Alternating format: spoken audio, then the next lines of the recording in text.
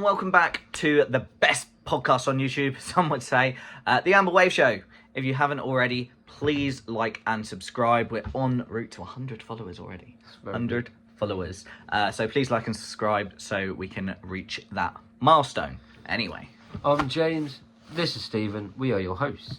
Yeah, and firstly, we look back at this past Saturday game as we took on Needham Market under-23s, who I believe is basically just their reserve team. So, scrappy, I think, the game.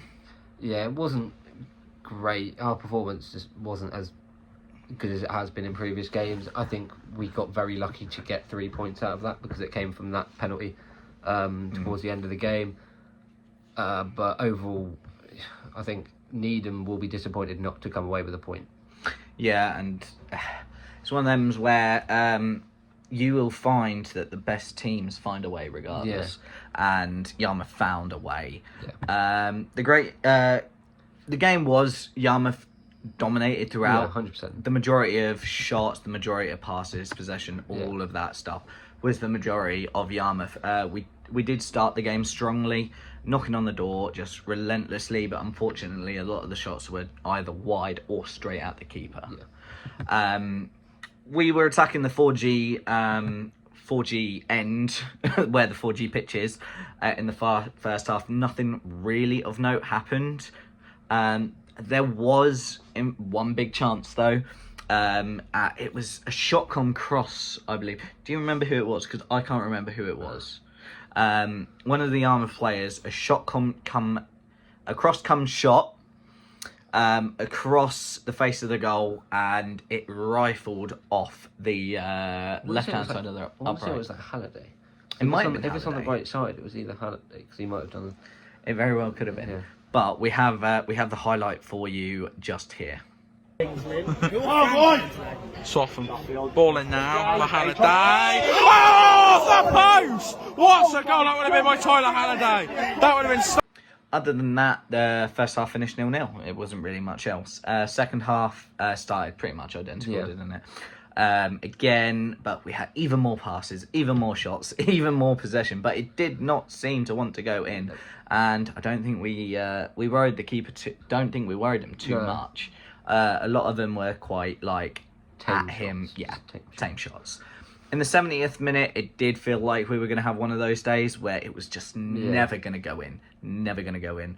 Then Needham started finding themselves into the game. Started having more shots. They had a shot to come off the woodwork. We thought it came off of a Yarmouth player, but after the game, the Yarmouth player I didn't touch it. It just hit the crossbar. But he could have said, "Oh yeah, that was me," and it would have been an amazing goal line clearance. They just also couldn't find that final touch, final ball.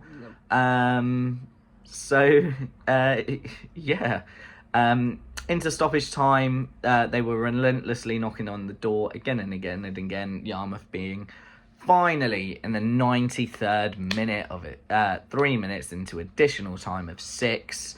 A great bit of play from Yarmouth. We got to the end of the pass before the goalkeeper. The goalkeeper came steaming out, took the Yarmouth forward out from behind. The ref pointed to the spot. We had a lifeline. We could talk you through the penalty, but I think we'd rather show you it. Right, second ball again. Needs the market, haven't they? Halliday! Penalty! In the 93rd minute! It's a penalty! Chandler Wellesley. Cousins. Yes! George Cousins! Yes!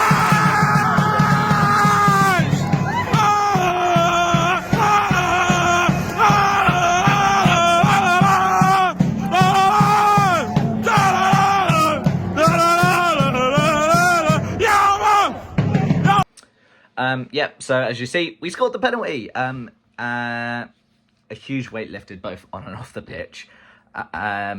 Honestly, though, leading up to that penalty, when I saw the pass go through, did it feel slow motion for you? Because I could read what was going to happen. Yeah. The player comes across, the goalkeeper comes out. It very much felt like one of those 90th minute you're playing Football Manager and you just conceded.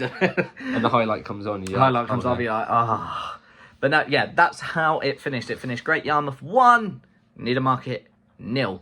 What did you think of the game, James? Yeah, like you said, we were dominating the whole game, both first half, second half. We had the majority of possession, shots, everything. Needham had that little moment in the second half where they created a few chances, made us a bit nervous. And then getting towards the end of the game, it's just hearts in your mouth moment. You're thinking it's nearly full time. You're looking at the time. You're thinking there's not much longer left. Are we going to be able to get anything from it? And then just, when that chance of the penalty came, you're thinking, slow motion. You're thinking, oh my God, this is the moment that we've been waiting for in this game. We have a chance to score. You get the penalty and you're thinking, keeper, don't dive the right way. And then when that ball hits the back of the net, it's like the relief just releases from you, and you're thinking, right, we've got this now. It's basically the end of the game. We should have the 3 points now. Hold out. And then as soon as that full-time whistle went, just the amount of relief you have. Yeah. You're thinking, we've got the 3 points. I don't care. It was a 1-0 win. We don't care. 3 points is all that matters. 3 points is 3 points. Yeah. So we would really like to thank Game Day for allowing us to use his content on our YouTube. Game Day has said that any games he goes to, Yarmouth related, we're more than welcome to use his highlights. So thank you, Game Day. You will be seeing a little bit of him later on, but obviously we're going to link his channel in the description, so check him out. Yeah, now, no game this week, no midweek game, no weekend game, and no game next midweek, meaning that our next game is on the 30th of March, away to Whittlesea Athletic. Yeah, so the stats will be slightly different from what I'm reading now for the Whittlesea team. So they do have a match this coming Saturday. That's against Sudbury Reserves. Now, that is a 16th versus 11th match. However, you think 16th might be a relegation scrap. It's actually, unfortunately, not. Fortunately not, to be fair, for the both of the teams. Unfortunately, for a neutral supporter who's going to go and watch it for like a little bit of from the game. Both of them don't really have anything to play for. Even though Whittlesea are 3 points off of the relegation zone, they have 7 games left and are 14 points clear of the drop. So realistically, They'd probably say after a couple, if they win a couple of their remaining games, they should be safe. Yeah, they should be. Yeah, so Whittlesea have won 1, drew 1, and lost 3 in their last 5, not including the Sudbury result. Obviously, we don't know what the Sudbury result is yet, unless we had a Back to the Future. What was it called? What's it called from Back to the Future? Tell us something. Tell it. Oh. Mac. Hang on, I'm going to Google this. Back to the Future. Future book of game results. What's it called, James? Almanac. Oh. The Almanac. Oh, imagine if we had an almanac. Yeah. Oh, we'd be so rich. Anyway, Great Yarmouth have won 5 out of the last 5. Yeah, so on paper, it should be a Yarmouth win, but in this game, anything can happen, just like in the Needham game where we almost didn't get 3 points. But yeah, anything can happen. So you really can't call it. But yeah, it's one of them games that we just have to play our game, try and get 3 points. Yeah. And do because we can only do what we can do. What do you think the score's going to be against Whittlesea? I mean, we only played them, a few weeks. No, it's been... Yeah, it's not too long ago. It's not too long ago, no. And we only just about got a 2-1 win with Ryan Jacobs' 90th minute goal. So, it might be a tough one, but I think we'll go there thinking, right, we need to win every game. Yeah. I think we'll be on it. I think we'll get a 3-0 win. 3-0 win. 3-0 win. Jesus, James. Yes, as James said, look, we won stoppage time last time with a great goal by Jacobs. I think it's going to be tight. I don't think it's going to be a 3-0. I think going there as well, I think Yarmouth are going to win 2-1. So same as a reverse fixture. Same as the other. Yeah, I think it's going to be the same as the reverse fixture. But yeah, do you know if you're going to the game yet? I'm not 100% sure, but if I can go, then I will try my best to. But yeah, if I can, then I'll hopefully try and enjoy the game. But yeah, it's obviously 2 weeks away, or a week and a half away. Week and a half, yeah. So obviously nearer the time I'll be able to decide, but hopefully I can go because it'll be a good journey. Yeah, I'm working. So so there's no chance that I'm going to be able to go unless they give it me off, which they're not going to. However, I think we've got a lot of games coming up that we can go to. Pretty much everyone. Yeah, I think we worked out 5 out of the last 6 the Amber Wave are going to be there. So, but now it's competition time, and it's Stephen versus James, and we took to the arcades of Great Yarmouth for a game of air hockey.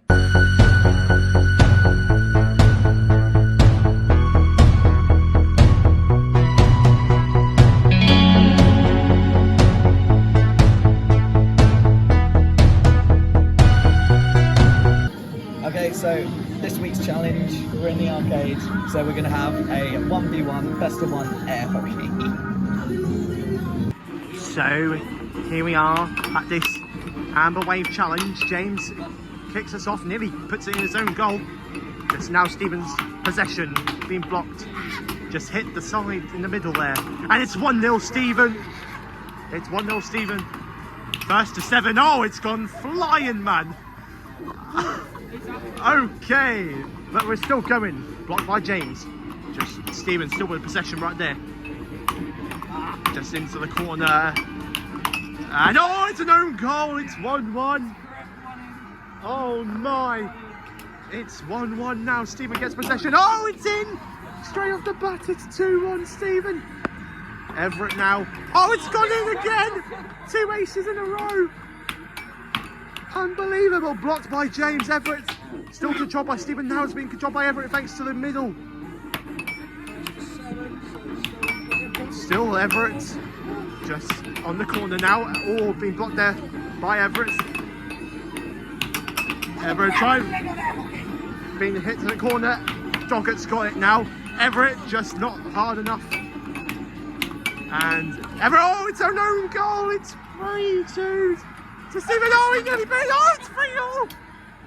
Everett nearly put it into his own goal, but he's fooled him. He's fooled Doggett. It's 4-3. Oh, that hit the post. Doggett just been blocked there by the middle. Oh, it's hit the post again. Still, anyone's game. It's being controlled by Doggett, and it's 5-3. 4-3. Okay, I thought that was 4-3, but now Doggett's winning 4-3 and it's gone flying once again. Still, Everett 3, Doggett 4. And it's giving it to Everett. Doesn't get anywhere with it. Still, Everett with control now, been blocked. Hit the corner. Doggett gets control. Oh, nearly puts it into his own net. But the corner saved him. And Everett has got it. By the way, this match has been sponsored by Non-League Wonders. Please subscribe to the Non-League Wonders channel. It's 5-3.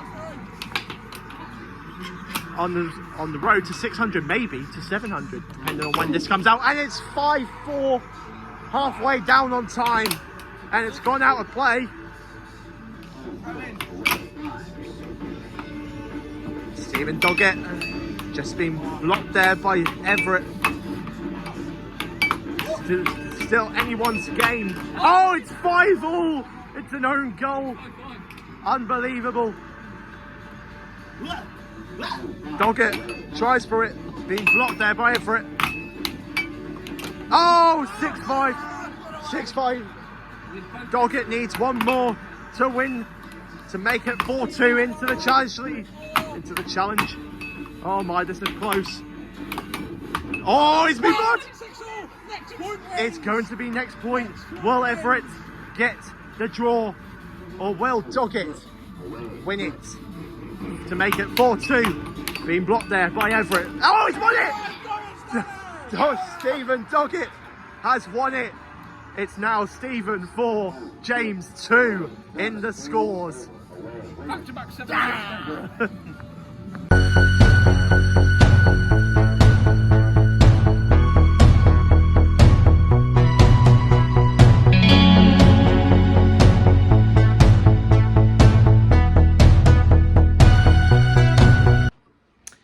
Okay, so I am back to winning ways. After Alex decided to let me down so badly last in week. the keepy uppy challenge. That was horrendous.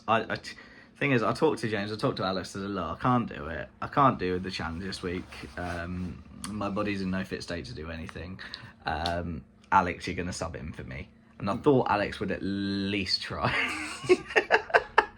But no, he didn't. But yeah, I won the challenge. Yeah. What do you think of it? Well, I think with the game of air hockey, it was very close between. I think it was what, like 7-6. 7-6, yeah. Yeah, so it was very close, very end to end. We both scored some own goals, so we won't comment really much on that. But yeah, it was a good game, good bit of fun. But Stephen's got that 4-2 lead now, so yeah. And even though I nearly threw it away, I didn't, and I got the points. But yeah, so. Yeah, so now it is time for this week's interview, and Stephen has been talking to Taylor from Game Day. Game Day!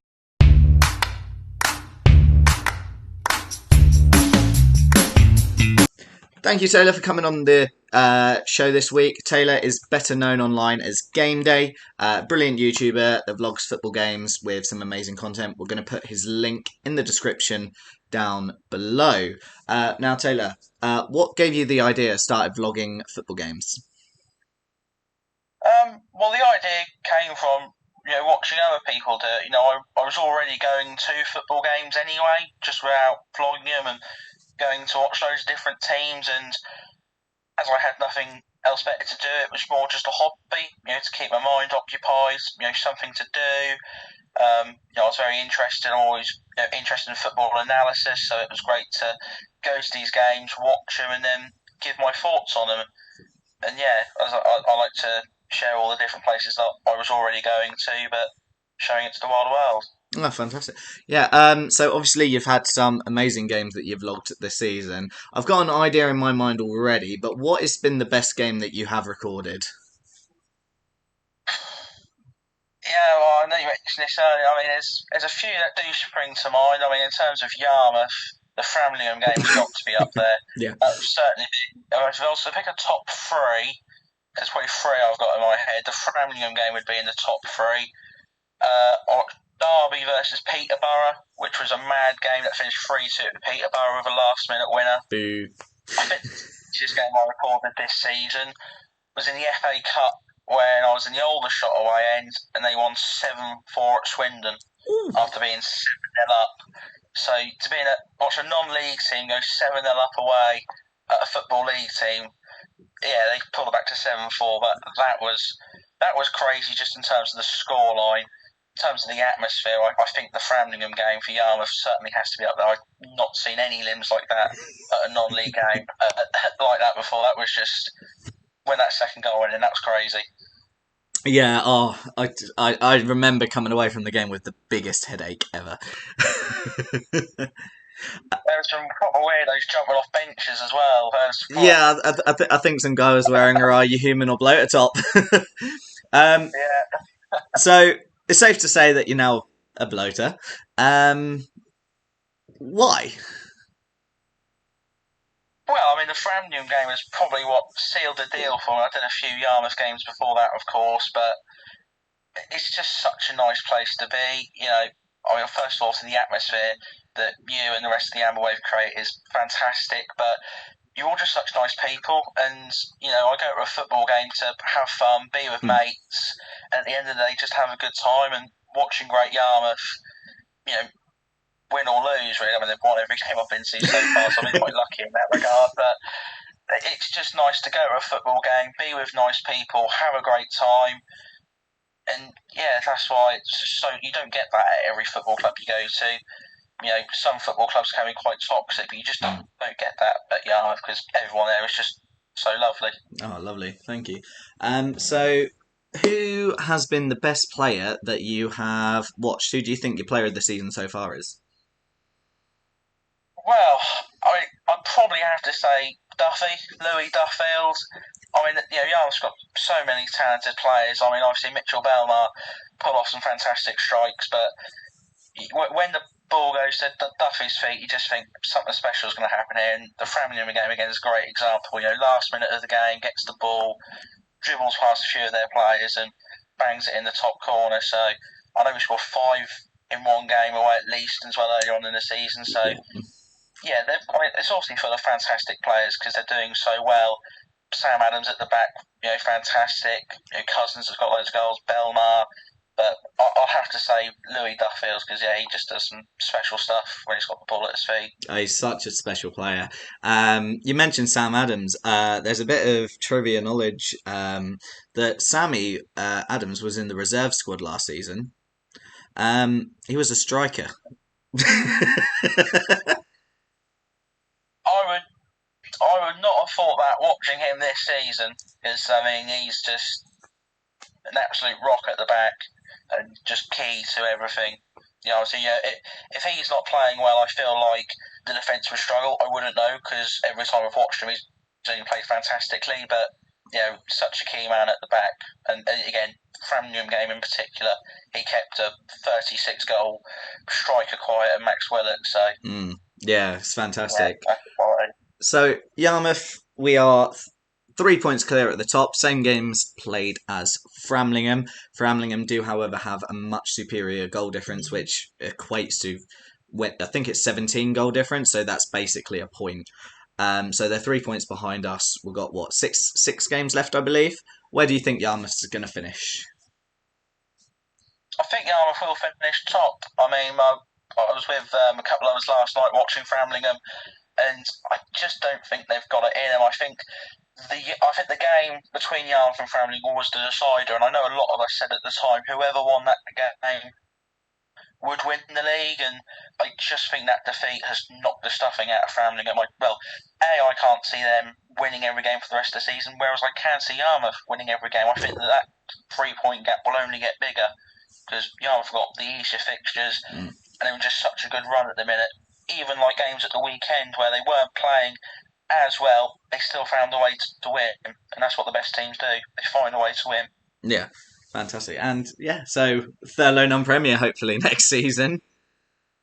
Hopefully, Thurlow non-Premier, FA Cup as well in the 9th tier. So who knows what can happen. Fantastic. Well, thanks ever so much for coming on today, Taylor. Again, really, really good YouTuber. We watch his videos, every single video. I'm sure that everyone watching will like it as well. So again, we're going to put it into the description. Thanks ever so much, Taylor. No, thank you. And I must just say as well, make sure you subscribe to the Amber Wave Show because I watch every single episode. And we're watching this right now as well. So make sure you subscribe because it's fantastic. Lovely, thank you.